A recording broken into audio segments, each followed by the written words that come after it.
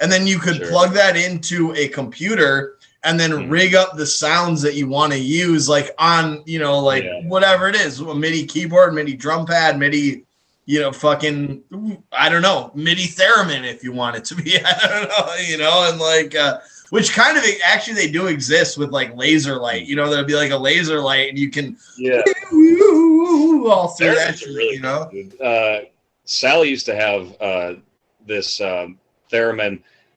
It was perfect for what he used to use it for. It was light controlled, so you kind of had to use it in a dark room, otherwise it would just be going off all the time. But it was in the shape of a baby's head, like a baby doll head, and it had like a knob on top, and that was the receiver. And you just hover your hand over that and gauge how much light you were blocking off from it. Right. You just make these like horrific screeching sounds. It is pretty intense, but just I love little interesting devices that people piece together like that. Heck yeah. Yeah, and I think Rush did so many, just to get back to them, because you sent me that video this morning, and I initially had a thought that I want to talk about, but before we even get to that, it's just like they did so many interesting things, even like their setup on stage with the washing machines, like with the fucking like microphones in front of them. And I know people who went to the show and actually thought that they had turned washing machines into amplifiers, but it's like, no, they just have washing machines on stage. The amplifiers are backstage and they're mic'd up, but they're just making it look like, they just did all these cool things. And you're right, man, they do not get enough respect. There's a lot of people like that are Rush fans that absolutely love Rush, and that's like their band, almost to the way like people treat like the Grateful Dead. Like, this is my band and I don't care about anything else. Like, I love fucking Rush. But there's not enough people who just like appreciate music in a general sense that also include Rush as a band that they really like. Like there's there's people who just love classic rock, love all these different styles, and you'd think Rush would fit in. They're like, no, Rush is shit. I don't like Rush. And it's just it's not right, man. It's disrespectful. No, it's not. And I think you go ahead, but then I'll get up where I was going with that. But yeah. Well, I was just gonna say I'm really happy I got to go see them in 2017. Obviously, R.I.P. Neil Peart. That I couldn't do that anymore. But I was with my girlfriend at the time and her aunt and uncle, and Rush played for 2.5 hours at Summerfest, and the first hour that they were on, they played all new music that they had written from their like latest album, and then they took like a 20-minute break in the middle and played all their hits in the second half of the show. Her aunt and uncle left like 45 minutes in because they didn't play any hits yet. I'm like, you gotta be kidding me. Yeah, why would you leave?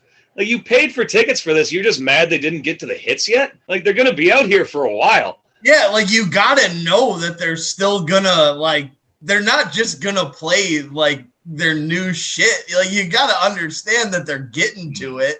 You know what I mean? Like, give them time to play a fucking show. My God, that's ridiculous. Let them put on a performance for sake. Plus, like, let's even take it, like, to another, like, place. Like, so you're acting like you like this band enough that you bought tickets, and I'm sure the tickets weren't like cheap. They might not have been crazy expensive, but I guarantee they weren't fucking cheap, and just to go, oh, whatever, like, come on, man, like, this is, I don't know, that's crazy shit. That's some crazy shit like, right there. That's like leaving a Packer game at halftime to beat traffic. Like, you came here.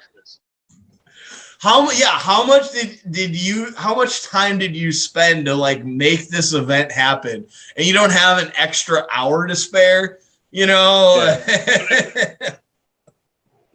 But what I want to say, like, just speaking about Rush and like how people view them, what was really interesting about them as well to me, and this might be more as a guitar player than anything, is like, I think Alex Lifeson has got to be the most underrated guitar player of all time.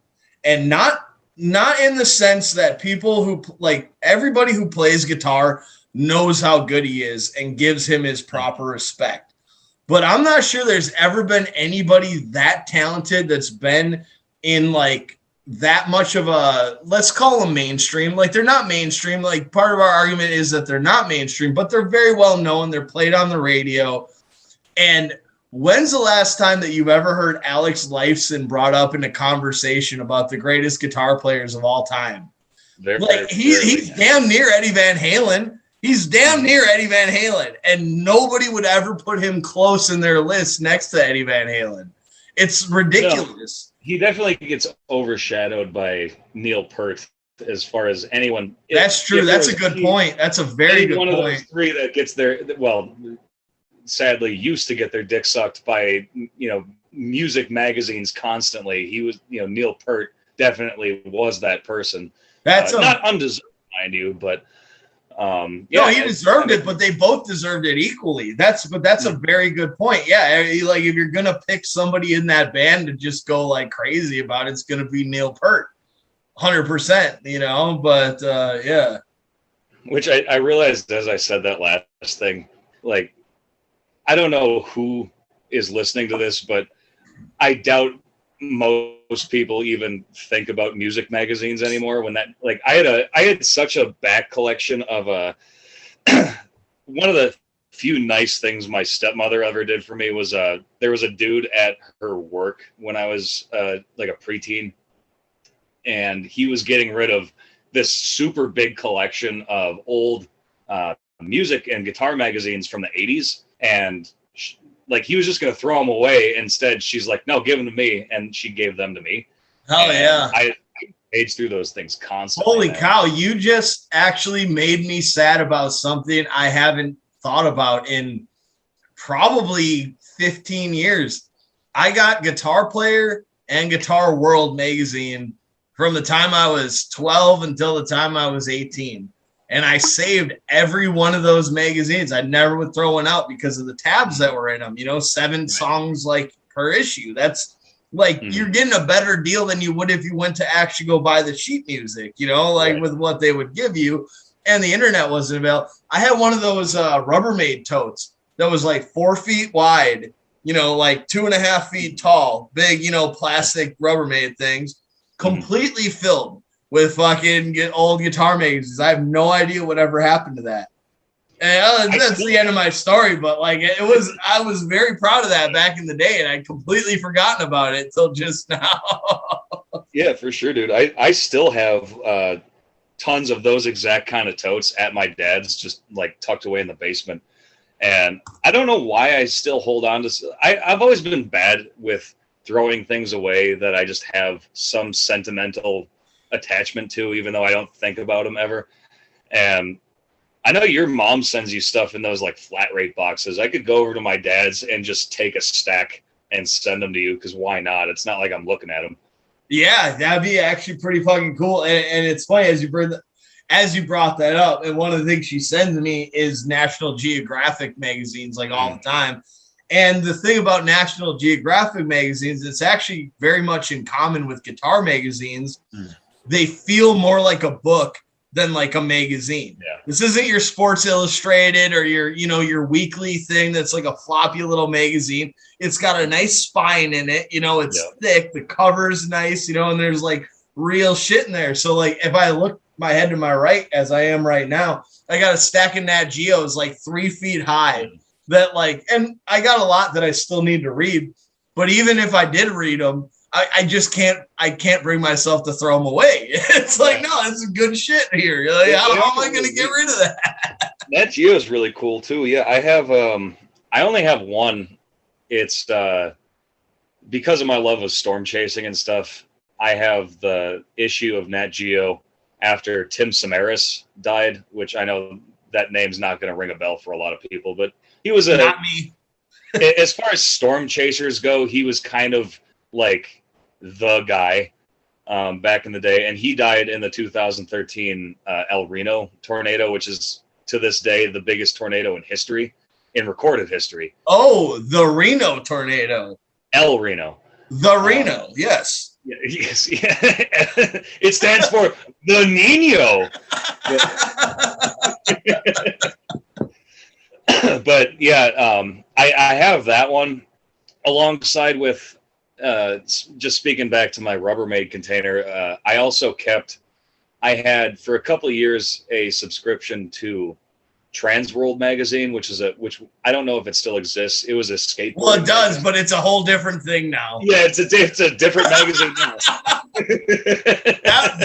But the photography in that magazine, the actual jokes aside, fucking amazing. I know exactly what you're talking about. That skating magazine with the foldouts, like the dudes doing. Oh my god, that shit was great back in the day. I still have a ton of those too. That was a good magazine. Good memory. You're bringing up a lot of good memories with this magazine. Yeah, this is just two dudes talking about like old music and old magazines, whatever. That's this episode. Hey, we started off saying it might not be good, so.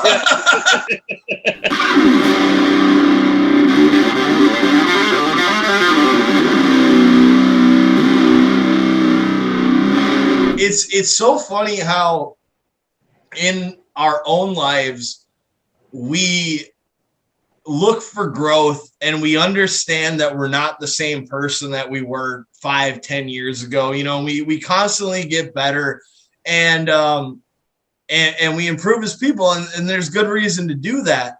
But the way that people dive into people's past and look what they said or what they did, like here's an example, and I don't want to try to excuse any NFL football players who have done anything. Like, I'm not trying to excuse people's behavior, but what I want to say is that I think sometimes we look at like some of these athletes as much more grown men than they are because they're big and they look older and they're muscular, and you think these are like 30, 40-year-old men, but they're like 22-year-old boys. Exactly. And it's like, yeah, they fuck up. It's gonna fucking happen, and we need to learn to give ourselves and everybody forgiveness. Like, I don't know if I'm approaching this topic in a very good way. You kind of if you're trying to segue into Antonio Brown, I don't know. No. I actually, like I told you, there might be tinges of that conversation in this, but I'm not actually trying to talk about him. What I'm talking about. I was just gonna say, like, yeah, people fuck up, but that's a royal fuck up. If we're and he started fucking up when he was like 30. Like, you know what I'm saying? So like, it doesn't even like apply because he's already like a full formed. The idea I'm getting at, like, it's like, I kind of wish you wouldn't have said that. Man, we need to do some like clever editing because I really didn't want to get into Antonio Brown. And now people are gonna say, cut that out. Sure. Like people are gonna be like, oh, what do you have to say about Antonio Brown? Like, no, my point here is that I think that we look at NFL players or athletes in general as being more mature than they actually are because their bodies are so mature. We assume that like they should be more mature, and it's like, no, these are jocks who like are assholes. Like, we know that like from like forever. We've always fucking known this shit, and not to mention they're kids. So I'm not trying to excuse sexual assault. I'm not trying to excuse anything like that. I'm just trying to say is like, when we all want forgiveness for our past as we grow and get older and think about how we can be better people, I really do think we need to stop and think before we go and harass people in their early 20s simply because they're making like millions of dollars. Like, I feel that all people should be allowed a chance to grow. And I also think that like when we make it so that even if you did something in your 20s, but you could still be held accountable for it in your 40s, I can't think of the word I'm looking for, but like, what benefit comes out of being better? You've already done something shitty. You're probably going to get caught for it. Might as well just keep being shitty, because it doesn't matter if it's in 5 years, if it's in 10 years, if it's in 20 years, because you did that one thing that was shitty when you were a young man, that now defines you for the rest of your fucking life. And that's what's fucked up. I mean, to lead in trust me, I'm going to get back to your point with this, but, just to